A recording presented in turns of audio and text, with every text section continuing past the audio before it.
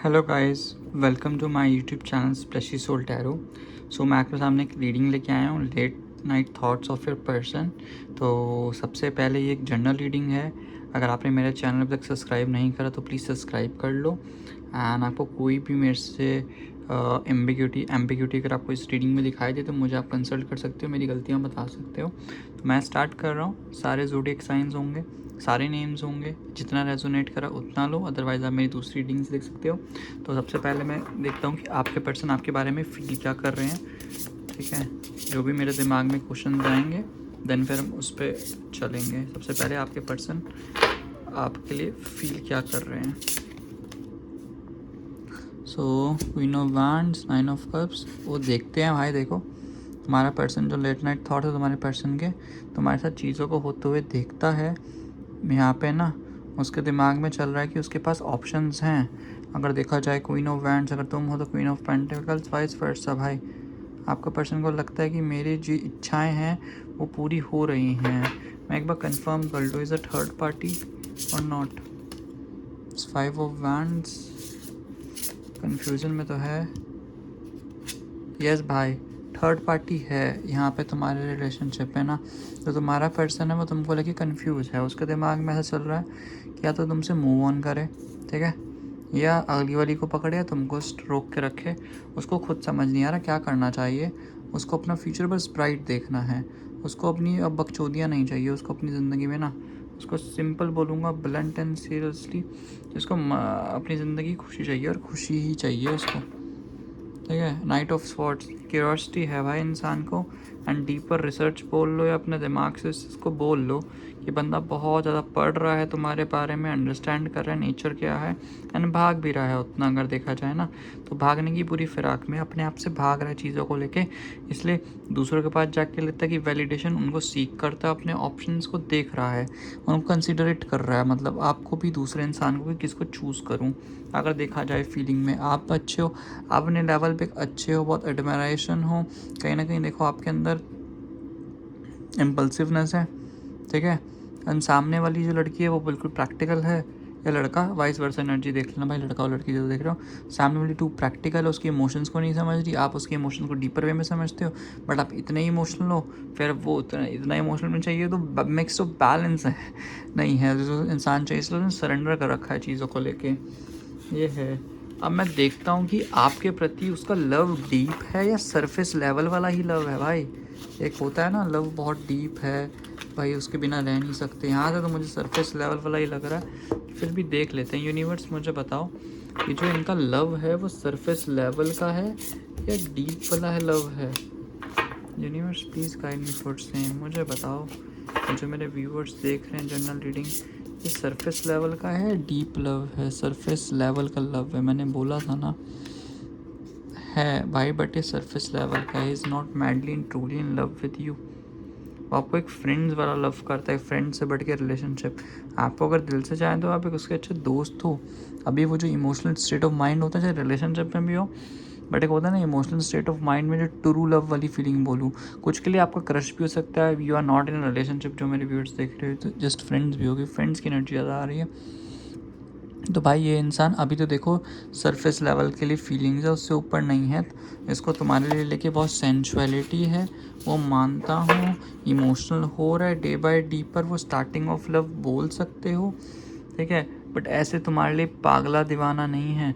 इसको जो चीज़ें इसको अपने दिमाग में सेट लगेगी जिस तरीके के हिसाब से, ठीक है, वो इसको लगता है। अदरवाइज़ तो मुझे नहीं लगता कि यहाँ पे इसको एक तरीके से आप मैंटली लंबा आपके लिए कुछ कर सकता है। अगर बहुत ज़्यादा कुछ आपने इससे मांग लिया कि लॉन्ग टर्म कमिटमेंट भाई दे दे जो मैं आगे देखूँगा, ठीक है, लॉन्ग टर्म कमिटमेंट नहीं भाई, अभी अभी एक्सपेक्ट ही मत करो कि लॉन्ग टर्म कमिटमेंट तुम्हें दे।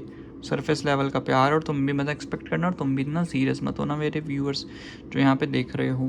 देन इसके बाद है, अब देख लेते हैं कि इमोशनल सिक्योरिटी है वो तुम देखो मुझे नहीं दिखाई दे रही इस रिलेशनशिप को लेके। जैसे मैंने बोला ना कि भाग रहा है तो भागने वाली एनर्जी है, इमोशनल सिक्योरिटी है कि भी नहीं। कार्ड्स को शफल कर लूँ एक बार अच्छे से, तो मैं बताते हैं कि इस इंसान को इमोशनल सिक्योरिटी है कि भी नहीं। बस मुझे यही देखना है। Universe please guide me for same, मुझे बताइए इस इंसान को इमोशनल सिक्योरिटी है कि भी नहीं आपको लेके। ओके सो यार ये तो बोलूँगा कि इमोशनल सिक्योरिटी तो है। मुझे लग रहा था इतने जो पहले कार्ड्स आए थे कि नहीं है, सिक्योरिटी तो है। ये जो आपको अपने तरीके से चला रहा है, आप ये आपको फ्रेंड की तरह बना के रखा है, जैसा ये चाहता है वैसा यूज़ कर भी रहा है। इसको प्रैक्टिकलिटी में अगर आपको यूज़ करना है, अपने मतलब निकालने हैं, तो भाई यूज़ हो रहा है। यहाँ पे तो देखो आप दाद देनी पड़ेगी आप लोगों की, जो वो चाहता है आप वैसे वैसे चीज़ें कर देते हो। कुछ भी, चाहे मटीरियलिस्टिक हो या इमोशनल हो, चाहे आप उसको टाइम देना चाहो, अपना काम छोड़ छाड़ के काम टाइम दे देते हो इस इंसान को एंड नथिंग एल्स। और तो मुझे यहाँ पे नहीं दिखाई दे रहा है यहाँ पे इस इंसान का ना। एंड ऊपर से मैं ये बोलूँगा कि जो इंसान है ना, ये आपको जितनी कमिटमेंट करता है ना, इस भुलेखे मत रहना कि पूरी कमिटमेंट करेगा। इसने बोला ना, अगर मैं फॉर एग्जांपल की डेट पे मैं मिलने आऊँगा, तो भाई भग सकता है डेट पे मिलने ना आए। अगर आ भी गया तो आधा घंटा बैठे फिर चल दे, कोई बहाना बना दे। तो इसकी बातों पे 100% बिलीव मत करना। जो बोलेगा उसका 10% ही करेगा जो भी है। तो इमोशनल सिक्योरिटी तो भर भर के इस इंसान के है दिमाग में, वो चीज़ बेटर है जो होना भी चाहिए। अब देख लेते हैं कि इसका लेवल ऑफ कनेक्शन क्या है, या आपको क्या मानता है किस कौन सा चीज़ों को। लेवल ऑफ कमिटमेंट बोलूँगा मैं, इसका लेवल ऑफ कमिटमेंट फ्यूचर लेने को है या मजाक में ही चल रहा है कि मज़े मज़े में घर को कुछ माना नहीं। तो ये चीज़ मुझे देखनी पड़ेगी यहाँ पे। इसका ना लेवल ऑफ कमिटमेंट कैसा है। Universe please guide me for same, मुझे बताइए इसका लेवल ऑफ कमिटमेंट। मुझे एक कार्ड निकल के आया है, level of commitment 5 of pentacles है। भाई लोगों इनसिक्योरिटी तो है, करना तो चाहता है, तो हमारे साथ पूरा डुलना तो चाहता है उस प्यार में। 8 ऑफ वैंड्स कम्युनिकेशन करेगा तब जाके इसको लग रहा है कि इक्वल गिव एंड टेक करने का टाइम आ चुका है। यहाँ पे फालतू की इनसिक्योरिटी करके कोई टाइम नहीं है। एंड मुझे यहाँ पे कम्युनिकेशन बढ़ाना चाहिए। अगर कम्युनिकेशन नहीं बढ़ाया तो चीज़ें सॉर्टेड आउट नहीं होने वाली है। और वो कम्युनिकेशन को ही लेके कहीं ना जो ये पर्सन है डर रहा है अपने आप से भी। तो कम्युनिकेशन को लेके मुझे प्रॉब्लम दिखाई दे रही है। 9 ऑफ वैंड्स।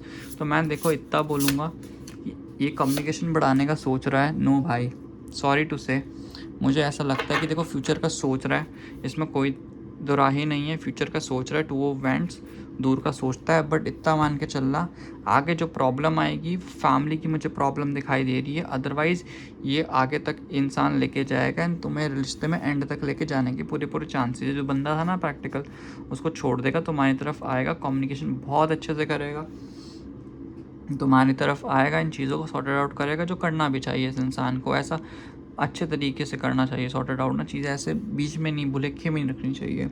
अब देख लेते हैं कोई इसका इन्फ्लुएंस है क्या पास्ट का। होता है ना चीज़ें, जो ये इतना कम्युनिकेशन मिसकम्युनिकेशन जो हो रहा है ना, कम्युनिकेशन नहीं ले पा रहा। फटाफट देख लेते हैं कि इन्फ्लुएंस है कुछ पास्ट का, देन साथ में इसकी अनस्पोकन फीलिंग्स निकालेंगे, देन रीडिंग को समाप्ति करेंगे।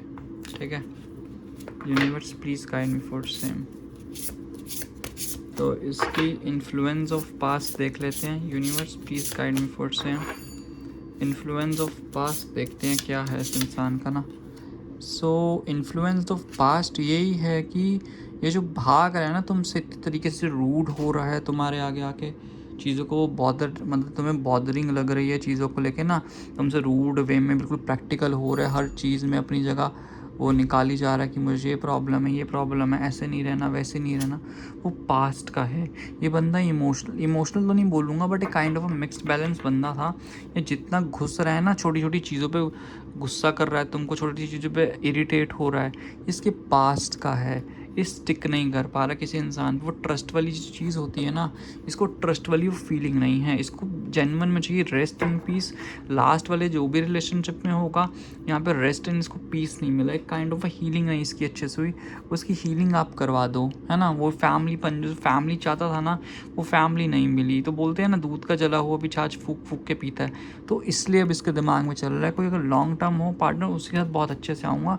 अदरवाइज तो मैं भागम भाग करता रहूँगा और खुद भी स्टेबिलिटी में नहीं हो रहा, सामने वाले को भी स्टेबिलिटी में नहीं आने दे रहा। ये इसकी सबसे बड़ी प्रॉब्लम है जो मुझे यहाँ पे दिखाई दे रही है इस इंसान की ना, यही है। इसके बाद लास्ट बोलूँगा कि अनस्पोकन फीलिंग्स क्या हैं, जो चीज़ें आपको नहीं बता रहा। इसके बाद रीडिंग को वाइंड अप करेंगे गाइस।